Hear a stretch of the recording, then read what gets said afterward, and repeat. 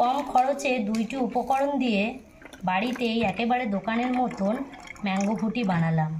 কত সুন্দর হয়েছে, না দেখলে আর না খেলে তোমরা বিশ্বাসই করতে পারবে না। ঘরে থাকা দুইটি উপকরণ দিয়ে কত সুন্দর আমি দোকানের মতো ম্যাঙ্গো ফুটি বানিয়ে নিলাম, কেমিক্যাল ছাড়াই। আম দিয়ে এত ভালো ম্যাঙ্গো ফুটি বানানো যায়, না দেখলে তোমরা বিশ্বাসই করবে। হুবহু দোকানের মতন একদম নির্ভেজাল কেমিক্যাল ছাড়াই ম্যাঙ্গো ফুটিটা আজকের আমি নিয়ে দেখালাম। তো নমস্কার বন্ধুরা, উষা রান্নাঘরে তোমাদের সবাইকে স্বাগত জানিয়ে আবারও নিয়ে চলে এসেছি নতুন একটা পর্ব। আর আজকের পর্বটি হচ্ছে ম্যাঙ্গো ফুটি। তো বন্ধুরা, গরম তো পড়ে গেছে আর প্রচণ্ড কিন্তু গরম, আর আমরা কম বেশি কিন্তু এই ম্যাঙ্গো ফুটিটা দোকান থেকে কিনে খাচ্ছি। তো বন্ধুরা, আজকে ভাবছি যে দোকান থেকে চড়া দামে এই ম্যাঙ্গো ফুটিটা না কিনে যদি ঘরেতেই বানানো যায় তাহলে কেমন হবে। আর দোকান থেকে চড়া দামে যে ম্যাঙ্গো ফুটিটা আমরা কিনে খাচ্ছি সেটি কিন্তু বন্ধুরা রং মেশানো আর কেমিক্যাল যুক্ত। এটা কিন্তু আমাদের স্বাস্থ্যের পক্ষে খুবই ক্ষতিকারক। সেটা আমি ঘরে সামান্য দুইটি উপকরণ দিয়ে যদি কেমিক্যাল ছাড়া আর রং ছাড়াই যদি ম্যাঙ্গো ফুটিটা বাড়িতেই তৈরি করি, কিন্তু খুবই একটা ভালো হবে আর আমাদের স্বাস্থ্যের পক্ষে তো খুবই ভালো হবে। আশা করি ভিডিওটা তোমাদের খুবই ভালো লাগবে আর প্রথম থেকে শেষ পর্যন্ত দেখার অনুরোধ রইল। তো চলো বন্ধুরা, ম্যাঙ্গো ফুটিটা আজকে আমি তোমাদের বানিয়ে দেখাবো আর ঘরে থাকা দুইটি উপকরণ দিয়ে। তো চলে এসেছি বন্ধুরা সরাসরি রান্নাঘরে, আর বেশ কিছুটা আম নিয়ে আমি চলে এসেছি ম্যাঙ্গো ফুটিটা করার জন্য। তো বন্ধুরা, এখানে আমি 1.5 কেজি মতো আম নিয়েছি এই ম্যাঙ্গো ফুটিটা করার জন্য। তো বন্ধুরা, এখানে আমি বেশ পাকা পাকা আম নিয়ে নিয়েছি 1.5 কেজি মতো। এগুলো আমাদের গাছেরই আম। তো বন্ধুরা, এখন কিন্তু আম বাজারে একটু সস্তা দামে পাওয়া যাচ্ছে, তোমরা চাইলেও বাজার থেকে করে নিতে পারো। আর যাদের গাছ আছে তারা তো গাছ থেকে পেড়েও করে নিতে পারবে। তা আমি আমগুলো একটু ধুয়ে নেব। তো এখানে আমি গামলায় জল নিয়ে নিয়েছি, তা আমগুলো দিয়ে দেবো গামলার ভিতরে।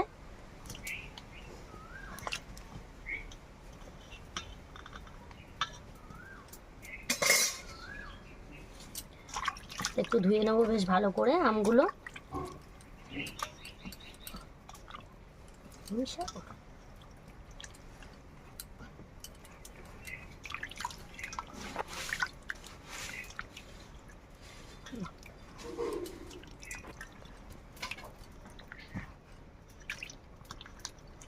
এখান থেকে আমি আমার পরিমাণ মতো আমি পাকা আম নিয়ে নিয়েছি।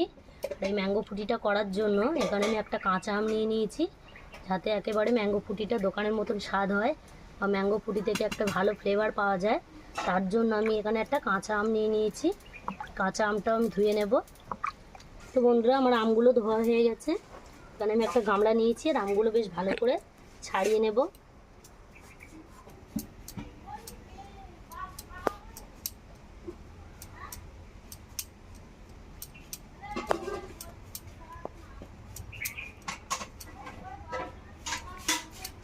তো বন্ধুরা, আমের আমি খোসা ছাড়িয়ে নিয়েছি। এইভাবে আঁটির গায়ে থেকে শাঁসগুলো আমি কেটে নেব। কেটে এই গামলাতে রেখে দেব। আর একটা ছাড়ানো হয়ে গেছে। এইভাবে আঁটির গায়ে থেকে শাঁসগুলো আমি কেটে নেব।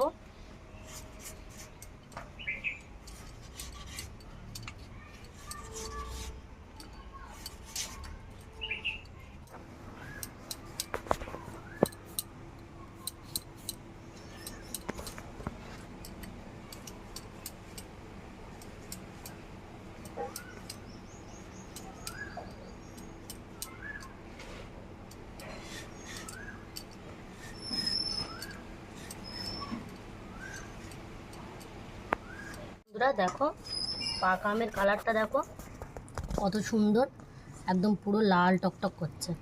তো বন্ধুরা, পাকা আমের কালারটা যত সুন্দর হবে, ম্যাঙ্গো ফুটিটা দেখতে যতটা সুন্দর লাগবে, ম্যাঙ্গো ফুটিটা খেতেও ভালো লাগবে।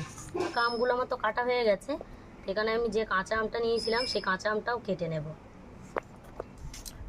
এইভাবে দিয়ে দেবো কাঁচা আমটাও। তা কাঁচা আমটা আমি একটু কুচি করে দেবো, গলতে সুবিধা হবে।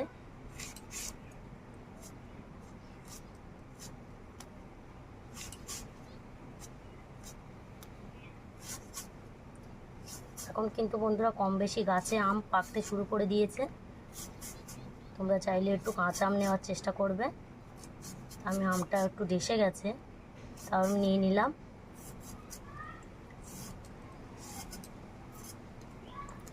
এখানে আমার কাঁচা পাকা আম গোটা হয়ে গেছে। এখানে আমি উনুনে একটা কড়া বসিয়ে দিয়েছি, আর এখানে উনুনটা ধরিয়ে নেব।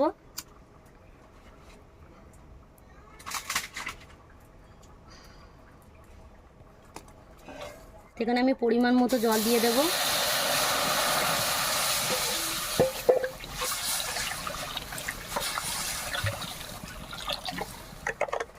একটু জলটা ভালো করে গরম করে নেব। সেখানে আমার জলটা ফুটে গেছে, কেটে রাখা আমটা আমি দিয়ে দেব। এটা খুন্তির সাহায্যে এইভাবে আমি নাড়াচাড়া করে নেব। আমটা একটু বেশ ভালো করে গলিয়ে নেব। তো দেখো বন্ধুরা, এখানে আমি আমটা বেশ ভালো করে সিদ্ধ করে নিয়েছি। আর কতটা সিদ্ধ হয়েছে এই দেখো, খুন্তি দিয়ে চাপছি, গলে যাচ্ছে। এখানে আমি 1 বাটির মতো চিনি নিয়ে নিয়েছি, দিয়ে দেব।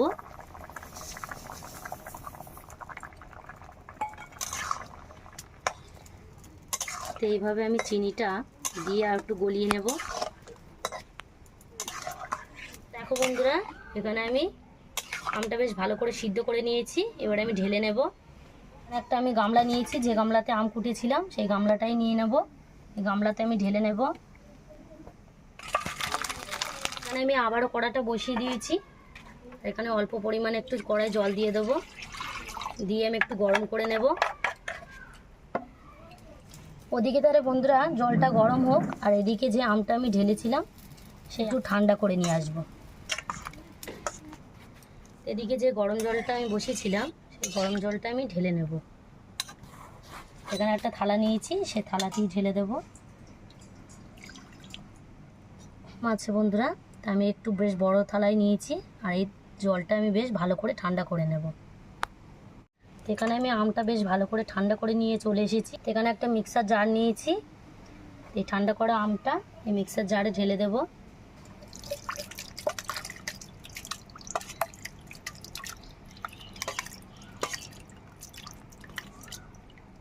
মিক্সার জারে আমি আমটা ঢেলে দিয়েছি। এবার আমি মিক্স করে আনবো, ঢাকাটা দিয়ে মিক্স করে নিয়ে চলে এসেছি। আর ঢাকাটা খুলে আমি দেখে নেব। তো দেখো বন্ধুরা, কত সুন্দরভাবে আমি মিক্স করে নিয়ে চলে এসেছি। এখানে আমি একটা আবারও গামলা নিয়ে নিয়েছি, এখানে একটা আটা চালনি নিয়ে নিয়েছি।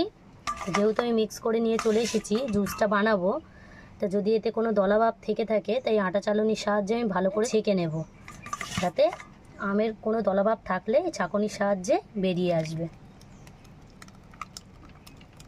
এইভাবে আমি ছাঁকনিতে ঢেলে দেব।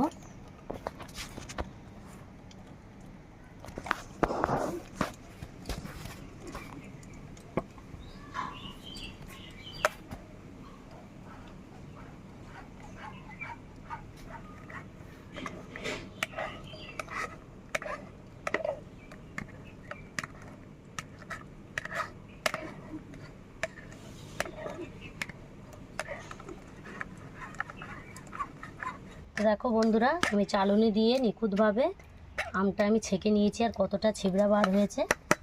তো এখানে আমি মিক্সার জারের ভিতরে এই ছিবড়াগুলো আবার দিয়ে দেব।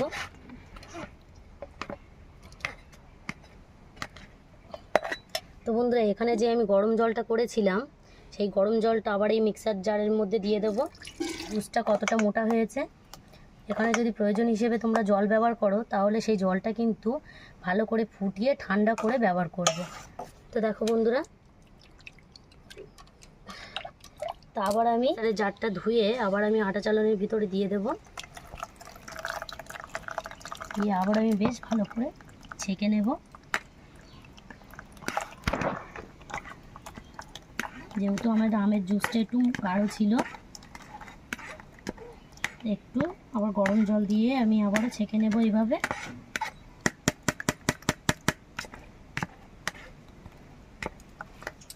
আমি ম্যাঙ্গো ফুটিটা কত সুন্দর বানিয়ে নিয়েছি, আর কতটা গাঢ় হয়েছে। তো বন্ধুরা, অতিরিক্ত গাঢ় করতে যাবে না, একেবারে পাতলা করবে না, মিডিয়ামভাবে জুসটা বানিয়ে নেবে। কত সুন্দর আমি বানিয়ে নিয়েছি।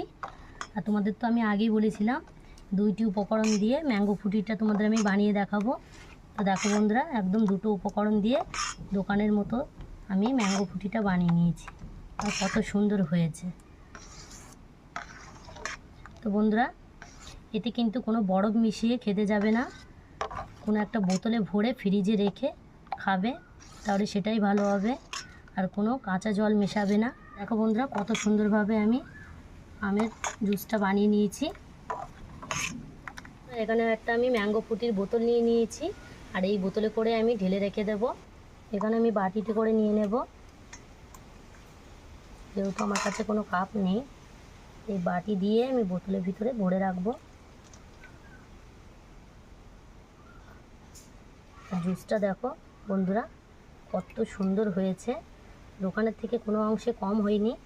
তো বন্ধুরা, আমরা দোকান থেকে ফুটি তো কিনে খাই, কিন্তু তাতে রং মেশানো বা কেমিক্যাল মেশানো থাকে। আজকের আমি কোনো রং বা কেমিক্যাল ছাড়াই আর দুইটি উপকরণ দিয়ে ম্যাঙ্গো ফুটিটা তোমাদের বানিয়ে দেখালাম। দেখো কত সুন্দর হয়েছে।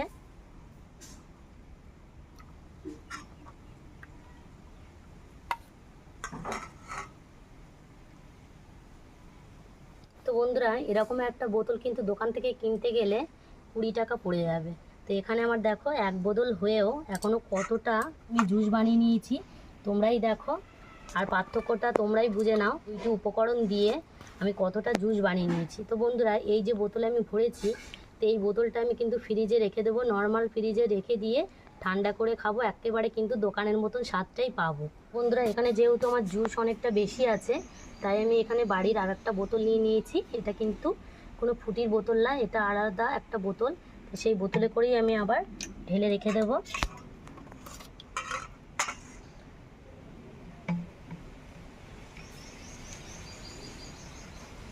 জুসটা কত সুন্দর হয়েছে, তোমরা দেখে বুঝতেই পারছো কতটা সুন্দর হয়েছে জুসটা। যে ফুটিটা কিন্তু আমরা বাজার থেকে বেশ একটু চড়া দামে কিনে খাই। আর এখন তো গরমকাল বন্ধুরা, আমরা প্রত্যেকেই কিন্তু দোকান থেকে এই ফুটিটা কিনে খাচ্ছি একটু চড়া দাম দিয়ে। তো বন্ধুরা, তোমরা চড়া দাম দিয়ে ফুটিটা বাইরে থেকে না কিনে এখন বাজারে কিন্তু অনেক সস্তায় আম পাওয়া যাচ্ছে, আম নিয়েও করে নিতে পারো। বাজারে গাছ আছে, তারা গাছ থেকেও আমটা নিয়ে ঘরেতে এরকম জুস বানিয়ে রেখে খেতে পারবে। এতে কিন্তু আমাদের একটু হলেও পয়সাটা বেঁচে যাবে। তো বন্ধুরা, এখানে একটা আমি কাঁচের গ্লাস নিয়ে নিয়েছি, আর এই গ্লাসে একটু ঢেলে নেব। বন্ধুরা, জুসটা তো আমার বানানো হয়ে গেছে, আর এই জুসটা কিন্তু আমি নর্মাল ফ্রিজে 1 থেকে 2 ঘন্টা রেখে দেবো। আর রেখে দেওয়ার পরে ঠান্ডা হলে তোমাদের বার করে দেখাবো আর খেয়েও দেখাবো। তো এখন আমি এই জুসটা নর্মাল ফ্রিজে 2 ঘন্টা রেখে দেবো। তো 2 ঘন্টা বাদে বন্ধুরা ফিরে এসেছি আর তোমাদের দেখিয়ে দেব। তো বন্ধুরা, এরকম একটু ঠান্ডা ঠান্ডা করে তোমরা বাড়িতে খাবে, বেশ ভালো লাগবে। এখান থেকে আমি একটা গ্লাস তুলে নেব, আর এই গ্লাসেরটাই আমি খেয়ে তোমাদের দেখাবো। আর যেহেতু আমার ছেলেমেয়েরা এখন ঘুমাচ্ছে, তাই ওদের জন্য ওইগুলো তুলে রাখবো, ওরা ঘুম থেকে উঠলেই ওদের দেব। আর এখন তোমাদের আমি একটু খেয়ে দেখাবো।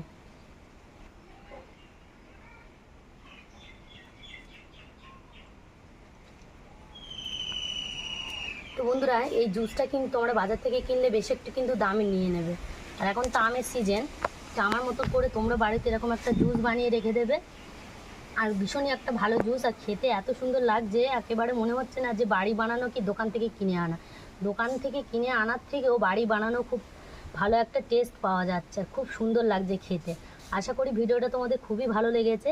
আর আমার জুস বানানোটা তোমাদের কেমন লেগেছে অবশ্যই কিন্তু কমেন্টের মাধ্যমে জানাবে।